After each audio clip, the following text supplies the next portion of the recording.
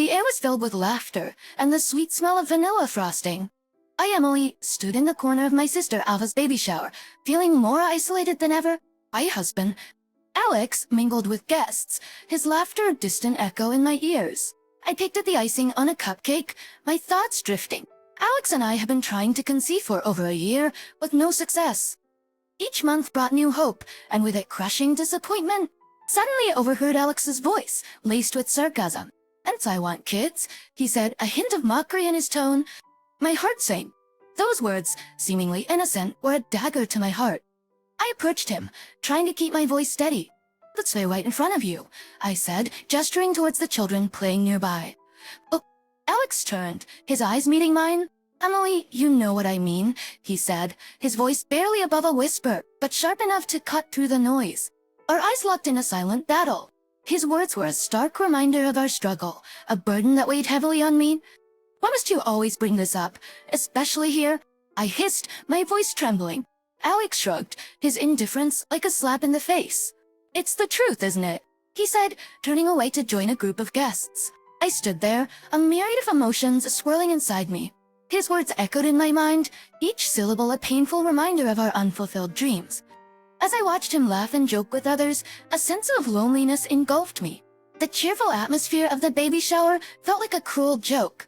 I was surrounded by happiness, yet it felt so far out of reach. I excused myself and stepped outside, the cool air a sharp contrast to the warmth inside. The laughter and music faded into the background as I fought back tears. "Why can't it be us?" I whispered to the empty sky. The question hung in the air, Yoon answered. The pain of infertility was a silent struggle, one that Alex seemed unable to understand or support me through. I knew in that moment that something had to change. I couldn't continue like this, trapped in a cycle of hope and heartbreak. But the path forward was unclear, shrouded in uncertainty and fear. As I stood there, lost in my thoughts, I made a silent vow. I would find a way through this, with or without Alex. I refused to let his words define me or our future. I would be strong, for myself and for the family I so desperately longed for. After the baby shower, the ride home with Alex was filled with a suffocating silence. Each of us was lost in our own thoughts, the air heavy with unspoken words. As we entered our home, the familiar walls seemed to echo my loneliness. I busied myself in the kitchen, trying to drown out the emptiness with the clatter of dishes. Alex settled on the couch, his attention glued to the TV, an invisible barrier between us. The memories of my childhood crept into my mind, uninvited.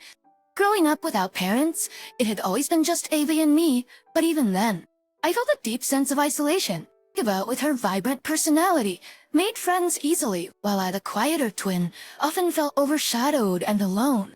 As I chopped vegetables for dinner, my thoughts drifted to the possibility of motherhood. The longing to hold my child, to give them the love I had yearned for, was overwhelming. But doubts clouded my mind. Could someone like me, who had never known a mother's love, be a good parent? My reverie was broken by Alex's voice. "What's for dinner?" he called out, his tone indifferent. "Just some pasta," I replied, my voice barely audible over the chopping. Alex didn't respond, and I didn't expect him to. Our conversations had become mere formalities, lacking warmth and connection. Dinner was a quiet affair, the sound of cutlery against plates the only accompaniment. We ate in silence, the distance between us growing with each passing moment. After dinner, I found myself alone in the living room, staring at the empty chair where Alex usually sat. The silence was deafening, a stark reminder of the growing gap in our marriage. I thought about our struggle to conceive, how it had consumed us, turning our love into a battleground of blame and resentment. Alex's earlier words at the baby shower replayed in my mind, a cruel reminder of our failure. As tears welled up in my eyes as I realized how far we had drifted apart. The man I had married, who once brought so much joy and laughter into my life, now felt like a stranger. I wiped my tears, refusing to let despair take hold. I had to be strong, for my own sake. I couldn't let my dreams of motherhood be shattered by circumstances or Alex's insensitivity. As I sat there, a new resolve began to take shape within me. I would not let my past define my future. I would find a way to fulfill my dreams, to create the family I longed for, even if it meant walking that path alone. The night grew darker, and the house settled into a deep silence, mirroring the void in my heart. But amidst the darkness, a flicker of hope remained, a guiding light towards a new beginning. The next few weeks passed in a blur of routine and silence. The distance between Alex and me grew, our interactions limited to necessary exchanges. It was during this period of estrangement that my sister Ava decided to visit, unannounced, on a particularly dreary evening. I was in the kitchen, lost in thought, when the doorbell rang. Wiping my hands on my apron, I opened the door to find Ava standing there, her presence as commanding as ever. "Ava, what a surprise," I said, masking my unease with a polite smile. I just thought I'd drop by," she replied, breezing past me into the house. "I've been feeling lonely since you got married. You know how it is." Her words stung, a reminder of the void that had grown between us since my marriage. Eva had always been the more outgoing twin, her life a series of social gatherings and adventures. In contrast, my life had become increasingly insular, focused on my failing marriage and the unfulfilled dream of motherhood. As Ava settled herself on the couch, her eyes scanned the room, taking in every detail. She had a way of making her presence felt, her energy filling the space around her. "So how's married life treating you?" she asked, her tone casual, but her gaze sharp. "It's fine," I replied, avoiding her eyes. "Just the usual ups and downs." Ava's laughter filled the room, a sound that once brought me comfort but now seemed to mock my situation. "You always were the optimistic one," she said, "but tell me, any luck with starting a family?" Her question hit me like a physical blow. The one area of my life I had hoped to keep private was now under Ava's scrutiny. "No, not yet," I said, my voice barely a whisper. Ava's expression softened, but there was a glint in her eye that I couldn't quite place. "Don't worry. It'll happen when it's meant to," she said, her words meant to be comforting, but feeling more like a dismissal of my pain. The evening passed with idle chatter, of Ava dominating the conversation with stories of her latest adventures and conquests. I listened, a part of me envious of her carefree life, so starkly different from my own. As she left, Ava turned to me, her expression serious for once. "You know, you can always talk to me about anything, right?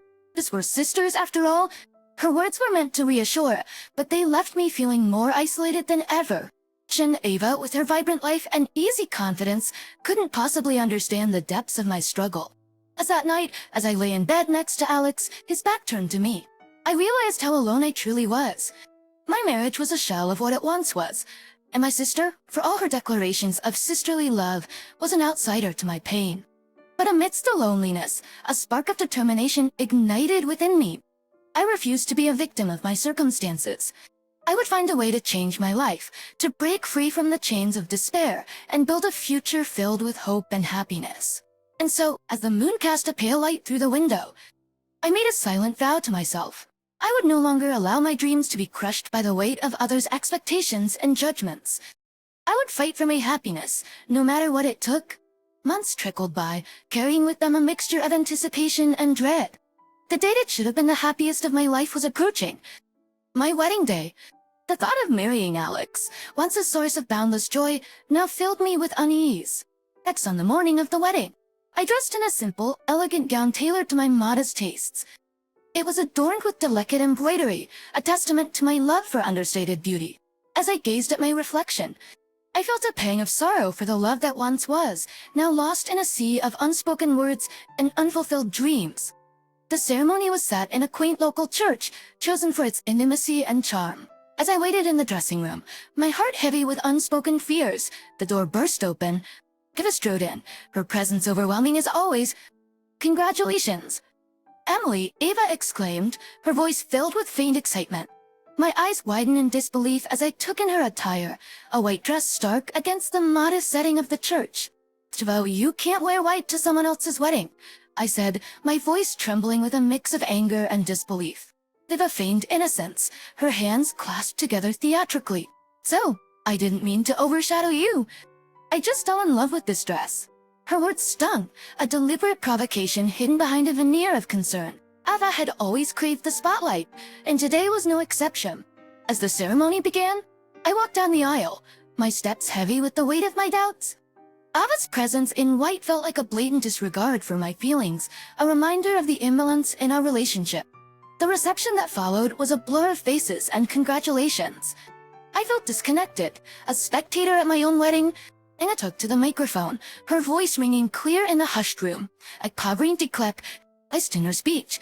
Ava painted a picture of me as a lonely, friendless woman, her words laced with pity and condescension. The guests chuckled, unaware of the true nature of her words.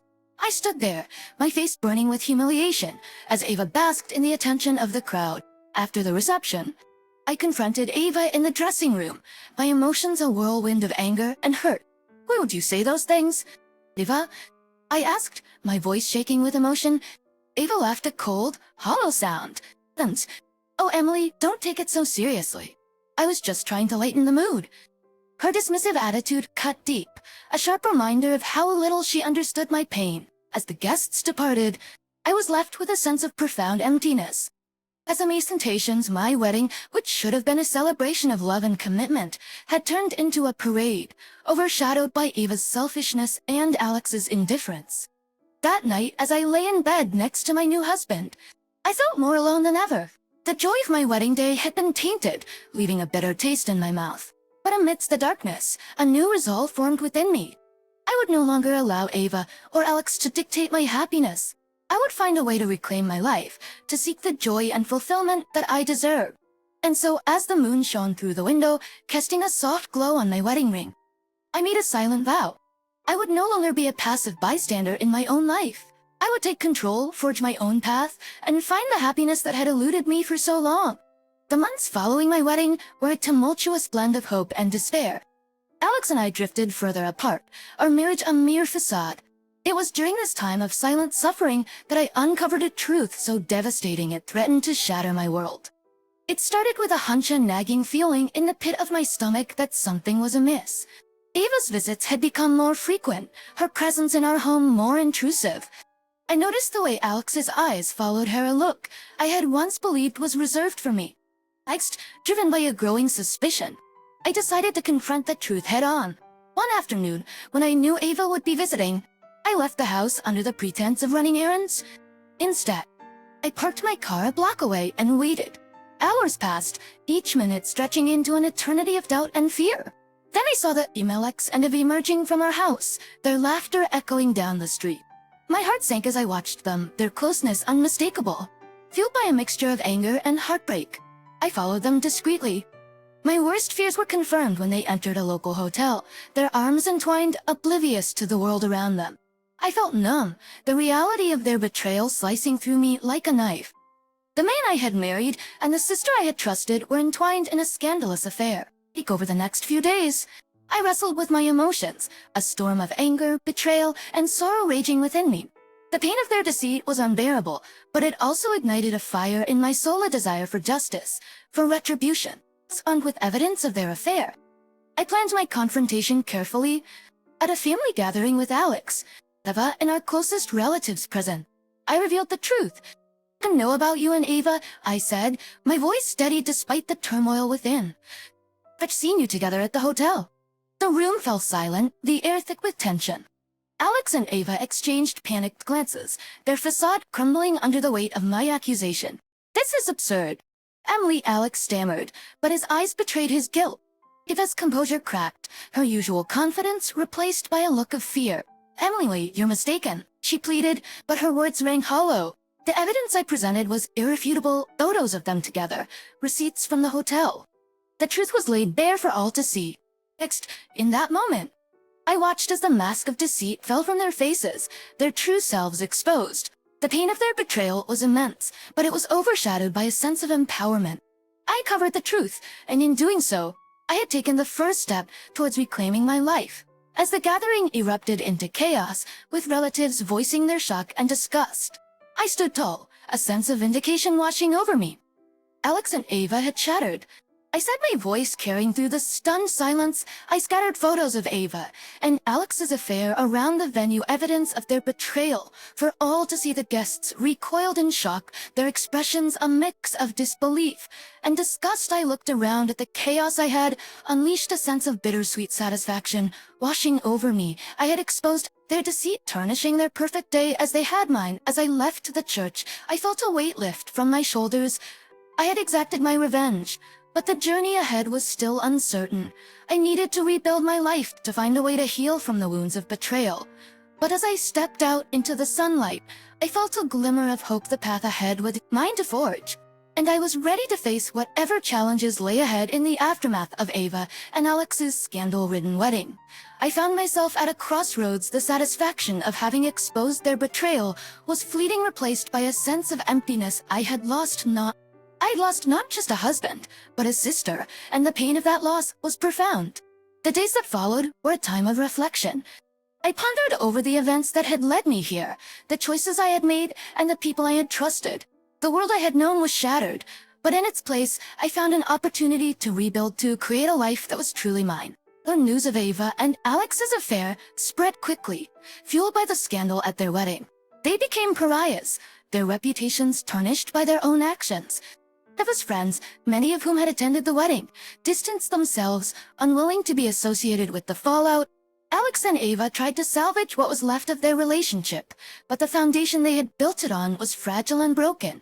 Their love, if it could even be called that, was a mere shadow tainted by deceit and infidelity. As for me, I took solace in solitude. I found strength in my independence, in the knowledge that I had faced my deepest fears and emerged stronger. The betrayal had scarred me, but it had also awakened a resilience I never knew I had.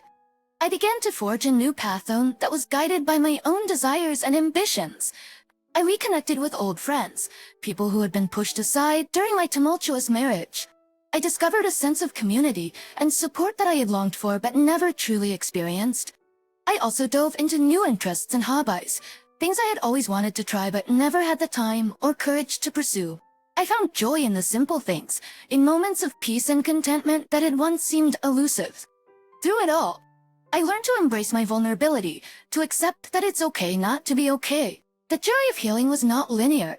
There were days of overwhelming sadness and days of triumphant joy, but each step, each breath was a testament to my resilience. As time passed, the pain of betrayal faded into a distant memory. Ava and Alex became mere footnotes in the story of my life, a painful chapter that had closed. In its place, I wrote a new narrative, one of empowerment and self-discovery. I found beauty in the broken pieces of my past, using them to build a future that was uniquely mine. And so, as I sat on my balcony, watching the sun set on the horizon, I realized that I had found something far more valuable than revenge. I found myself in the quiet of the evening, with the sky painted in hues of orange and purple. I made a silent vow. I would live each day with purpose and passion, embracing the journey ahead with an open heart and a resilient spirit. For I was no longer the woman who had been betrayed. I was a survivor, a warrior, and the architect of my own destiny.